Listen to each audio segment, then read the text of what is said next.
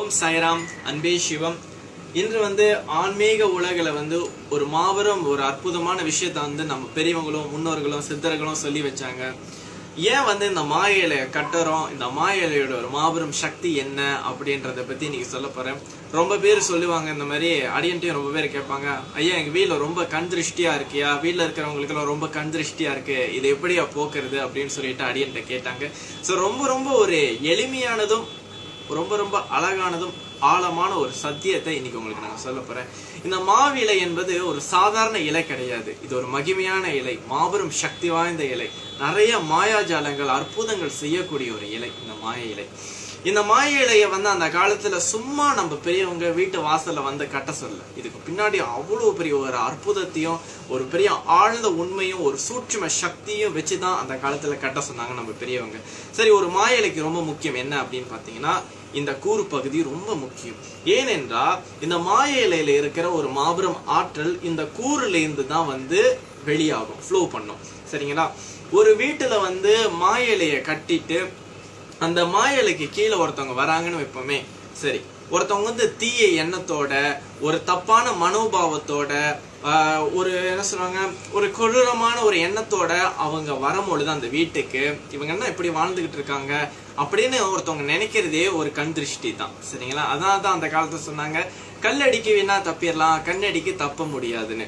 அப்ப ஒருத்தவங்க இந்த தேவையில்லாத எண்ணத்தோட தேவையில்லாத மனோபாவத்தோட ஒரு வீட்டுக்கு வரும் பொழுது அந்த வீட்டுக்கும் சரி அந்த வீட்டுல இருக்கிறவங்களுக்கும் சரி எந்த ஒரு நல்லதுமே நடக்காது, ரொம்ப கஷ்டங்களும் ரொம்ப முடியாம போற ஒரு சூழ்நிலை வரும். அதனாலதான் தேவையில்லாத ஆளை உங்க வீட்டுக்கு நீங்க சேர்த்தீங்கன்னா, நீங்க நல்லா உங்க வீட்டுல இருக்கிற செடிகளையும் மரங்களையும் நீங்க நல்லா பாத்தீங்கன்னா அது ரொம்ப வாட்டமா இருக்கும்.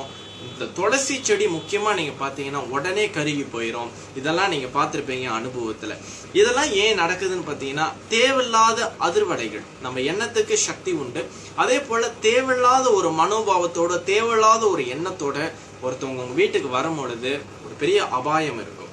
சரி, இதை எப்படி தடுக்கிறது அப்படின்னு பாத்தீங்கன்னா, இந்த மாய இலைய உங்க வீட்டு வாயில்ல நீங்க கட்டும் பொழுது இதுல இருக்கிற தெய்வீக சக்தி இந்த கூறுல இருந்து வெளியாகும் பொழுது தேவையில்லாத எண்ணத்தோட வர்றவங்களுடைய எண்ணங்கள் அங்க முறியடிக்கப்படும். சரி, இந்த மாய இலையை கட்டுறதுக்கு உண்டான முக்கிய ஒரு விஷயத்த நான் உங்களுக்கு சொல்லிடுறேன். சரிங்களா? இது சக்தி சூத்திரம் அப்படின்னு சொல்லுவாங்க. இந்த சக்தி சூத்திரம் செய்யறது ரொம்ப சுலபம். நான் உங்களுக்கு சொல்லி கொடுக்குற மாதிரி செய்யுங்க. இந்த மாதிரி ஒரு பந்து நூல் எடுத்துக்கங்க. இந்த பந்து நூல்ல 9 கயிறுகளா நீங்க எடுத்துக்கங்க.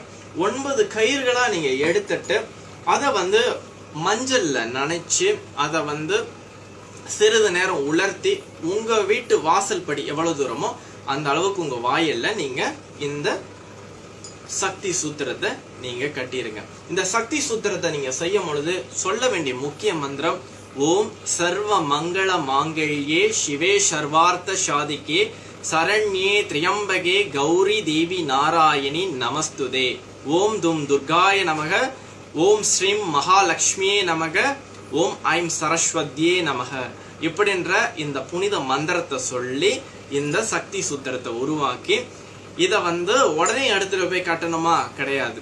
இந்த மந்திரங்கள்லாம் படிச்சு இந்த சக்தி சூத்திரத்தை சிறிது நேரம் உலர வச்சு சிறிது சாம்பிராணி புகையில காட்டிட்டு பிறகு நீங்க தயார் செய்து வைத்திருக்கிற இந்த மாய இலையையும் சிறிது சாம்பிராணி புகையில காட்டிட்டு 9 அல்லது 21 11 உங்க வாசல் படிக்கு தகுந்த மாதிரி நீங்க எடுத்துக்குங்க.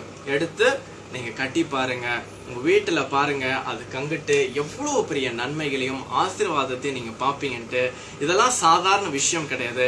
நம்ம பெரியவங்க, நம்ம முன்னோர்கள், பெரிய பெரிய ஞானிகளும் சித்தர்களும் நமக்காக சொன்ன ஒரு அற்புதமானது. இந்த சக்தி சூத்திரம் சாதாரண ஒரு விஷயம் கிடையாது, ஒரு மாபெரும் மகிமையாக வேலை செய்யும் சக்தி சூத்திரம். அடுத்து இந்த மாயலையும் ரொம்ப சாதாரண விஷயம் இல்ல, நிறைய மகிமைகளையும் பொக்கிஷங்களையும் பெற்றது. ஆகையால இந்த நல்ல விஷயங்களை நீங்க செய்து உங்க வாழ்க்கையில நிறைய நன்மைகளையும் நிறைய கிருபைகளையும் நீங்க பெற வேண்டும். இந்த சக்தி சூத்திரத்தை நீங்க பௌர்ணமி உங்க வீட்டுல மாத்திரணும். சரிங்களா? மாய இலைய எப்ப மாத்தணும் அப்படின்னு நீங்க பாத்தீங்கன்னா, முடிந்த அளவுக்கு வெள்ளி செவ்வாயில மாய இலையை மாத்திருங்க. ரொம்ப பேர் வீட்டுல நீங்க பாத்தீங்கன்னா மாய இலையை கட்டி வச்சிருப்பாங்க. எப்ப கட்டினதுன்னு கேட்டா பொங்கலுக்கு கட்டினேன், தீபாவளி கட்டினேன், அது வந்து கட்டி 6 மாசம் ஆச்சு. பாத்தீங்கன்னா ரொம்ப பேர் வீட்டுல வந்து மா இலை அப்படியே கருகி சுருங்கி போய் கிடக்கும். இந்த மாதிரி ஒரு மா இலை ஒரு வீட்டுல இருக்கக்கூடாது. ஒரு வீடு என்பது அந்த வாசல் படி ரொம்ப முக்கியம். ஏன்னா லட்சுமி கடாட்சமானது அந்த வாசல் படி. ஏன்னா எல்லா புனித சக்திகளும் அந்த வாசல்ல இருந்து தான் வருது. சோ அப்ப அந்த அளவுக்கு வந்து அந்த மாயலை வந்து இந்த மாதிரி சுருண்டு இந்த மாதிரி வந்து ஒரு நிலையில கருகி போன நிலையில இருந்துச்சுன்னா அது கீழே போறவங்களுக்கும் நல்லது இல்லை. அது என்னன்னா எந்த அளவுக்கு ஒரு புனித சக்தியை இந்த மாயலை கொடுத்துச்சோ, இந்த மாயலை காஞ்சதுக்கு அப்புறம் நிறைய நெகட்டிவ் எனர்ஜியை வந்து அங்க தேக்கி வைக்க ஆரம்பிச்சிடும். இது அதுக்கு கீழே நடந்து போறவங்களுக்கு நிறைய தீய அதிர்வலைகளையும் ஒரு மன நிம்மதி இல்லாம ஒரு மன உளைச்சலை கொடுக்க ஆரம்பிக்கும். அது ரொம்ப நல்லது இல்லாம கொடுக்கும். அவங்க உடல் நிலையை கூட பாதிக்கும். ஆகையால அந்த மாதிரி இருந்துச்சுன்னா தயவு செய்து இப்பொழுது நீங்க அப்புறப்படுத்திடுங்க. இந்த சக்தி சூத்திரத்தை நீங்க செஞ்சு அது பிரகாரம் அந்த மாயிலை கட்டுங்க. ரொம்ப பேர் இந்த ஒயரு, இந்த பிளாஸ்டிக் கயிறு இதுல வந்து வீட்டு வாசல்ல வந்து கட்டியிருப்பாங்க அந்த மாயிலைய. தயவுசெய்து அந்த மாதிரி செஞ்சீங்கன்னா அதை அகற்றிடுங்க. அதான் எந்த ஒரு நன்மையும் உங்களுக்கு கொண்டு வராது. ஸோ நாங்கள் சொன்ன மாதிரி இந்த சக்தி சூத்திரத்தை செஞ்சு அது பிரகாரம் இந்த மாயலைக்கும் சக்தி சூத்திரத்துக்கும் சாம்பிராணி புகை காட்டி அதுக்காகட்டு நீங்கள் உங்கள் வீட்டில் செஞ்சு பாருங்க. ஒரு மாபெரும் மங்களத்தை உங்கள் வீட்டில் நீங்கள் பார்ப்பீங்க. வருகின்ற தீபாவளிக்கு எல்லாருமே சந்தோஷமா தீபாவளி கொண்டாடுங்க. இது உண்மையாலே தீபாவளின்னு எல்லாம் சொல்றாங்க. ஆனா அது உண்மையாலே தீபாவளி அல்ல, தீப ஆவளி அப்படின்னு சொல்லுவாங்க.